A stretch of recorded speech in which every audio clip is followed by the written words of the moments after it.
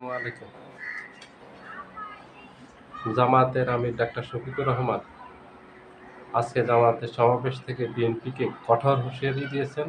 বিএনপিকে কঠোর একটা বার্তা দিয়েছেন আজকের এই সমাবেশের মাধ্যমে, যেটা বেশিরভাগ জুড়ে বিএনপিকে উদ্দেশ্য করে ইঙ্গিত করে ওনার এই বক্তব্যটা। সেখানে উনি বলেছেন যে বাংলাদেশ থেকে শেখ হাসিনা চলে গেলেও ফেসিবাদ যায়নি, ফেসিবাদ এখনো আমাদের সমাজে রয়ে গেছে, রাষ্ট্রে রয়ে গেছে। এটা বিএনপিকে উদ্দেশ্য করে বলছেন এবং ফেসিবাদের লক্ষণগুলিও বলছেন। যে ফেসিবাদের লক্ষণগুলি হলো, ১ নম্বর লক্ষণ হলো চাঁদাবাজি করা, ২ নম্বর লক্ষণ হলো দুর্নীতি করা, ৩ নম্বর লক্ষণ হলো মা বোনের ইজ্জত হরণ করা, ৪ নম্বর লক্ষণ হলো দখলবাজি টেন্ডারবাজি করা, ৫ নম্বর লক্ষণ হলো সমাজে ভয় ভীতি আতঙ্ক তৈরি করা, জনমনে ভয় ভীতি আতঙ্ক তৈরি করা। এভাবে উনি আরও অনেকগুলি লক্ষণ বলছেন, যেগুলি বিএনপি করতেছে গত ৫ই আগস্টের পর থেকে। ঠিক আওয়ামী লীগ যে কাজগুলি করছিল, যে কাজগুলি করে আওয়ামী লীগ বিতাড়িত হয়েছিল ক্ষমতার থেকে এবং দেশের থেকে, একই কাজ বিএনপি করতেছে।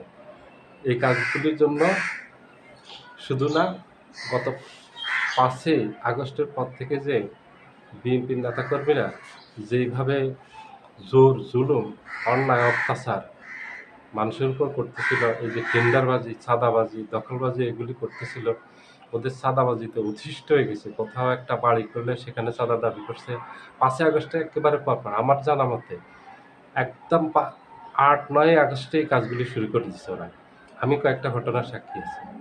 একদম ৭-৮ আগস্টে এইভাবে ওরা সব জায়গায় ব্যবসা, বড় বড় ছোট যত ব্যবসায়ী আছে তাদের কাছ থেকে এখন, এবং যারা বাড়ি করতেছে নিজের টাকা দিয়ে তারা বাড়ি করতেছে, ওদেরকে চাঁদা দিতে হবে।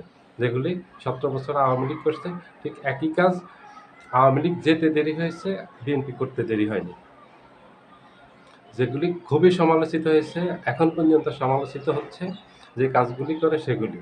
আমিরে জামাতের গত ১ বছরে আমিরে জামাত না, শুধু জামাতের কোনো সিনিয়র নেতাই এত কঠোর ভাষায় বক্তব্য দেননি। এটার কারণ হলো, গতকালকে সর্বশেষ পাবনা জেলা জামায়াতের আমির এবং পাবনার ঈশ্বরদী আটঘরিয়া যে আসনটা আছে, এটা হলো পাবনা ৪ আসন। এই আসনের এমপি প্রার্থী আবু তালেব মন্ডল, ওনার নির্বাচনী প্রচারণায় যেভাবে হামলা চালিয়েছে, যে ন্যাক্কারজনক ঘটনা ঘটিয়েছে, যে নির্মম নিষ্ঠুরভাবে হামলা চালিয়েছে, সেটা আপনারা গতকালকে সকল গণমাধ্যমে দেখেছেন। শেষ এই ঘটনা নিয়ে উনি খুব ক্ষুব্ধ হয়েছেন, কারণ এখানে সরাসরি যিনি এমপি প্রার্থী জেলা জামাতের আমির আবু তালেব মন্ডল, ওনার উপর আক্রমণ করা হয়েছে।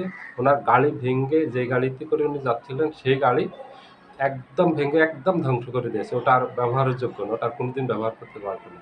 এবং সমাবেশে যোগদানের জন্য নির্বাচনী প্রচারণায় কাজে ওনার সাথে ছিল ৩০ থেকে ৪০টা বাইক। এই বাইকগুলি পুড়িয়ে দিয়েছে এবং এই বাইকগুলিতে যারা ছিল তাদের সবাইকে আহত করছে, খুব গুরুতরভাবে আহত হয়েছে তারা।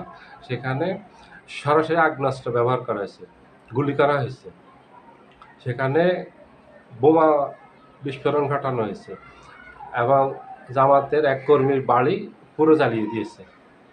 জামাতের নেতাদের ব্যবসা প্রতিষ্ঠানে আগুন ধরিয়ে দিয়েছে।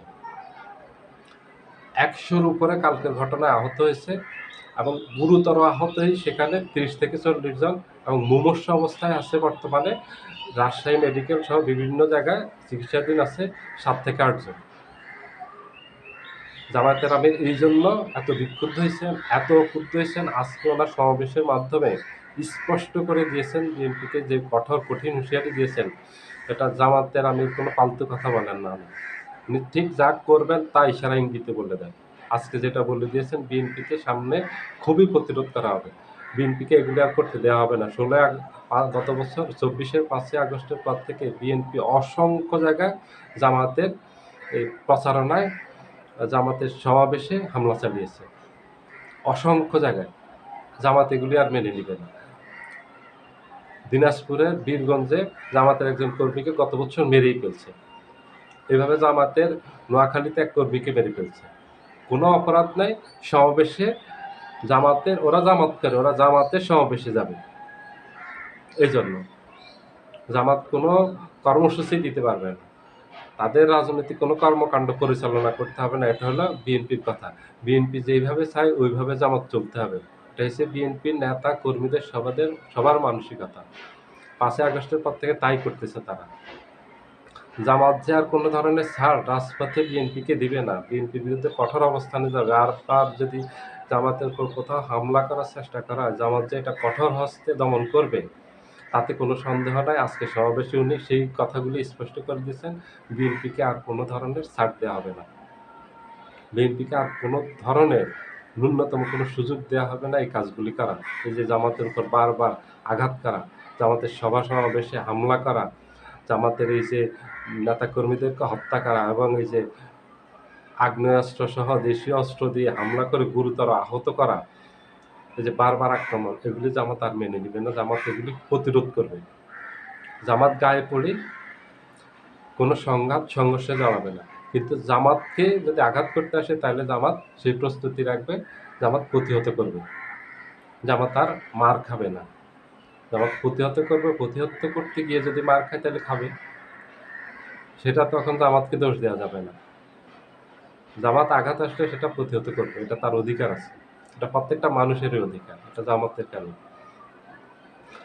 তারেক জিয়াকে নিয়েও আজকে বলছেন উনি যে গত 17 বছর আমরা দেশে যে জুলুম অন্যায় অত্যাচারের শিকার হয়েছে, জেল জুলুম সহ্য করেছি, আমাদের সিনিয়র নেতাদেরকে জুডিশিয়াল কিলিংয়ের মাধ্যমে হত্যা করা হয়েছে, আমরা এই দেশ থেকে পালিয়ে যাইনি।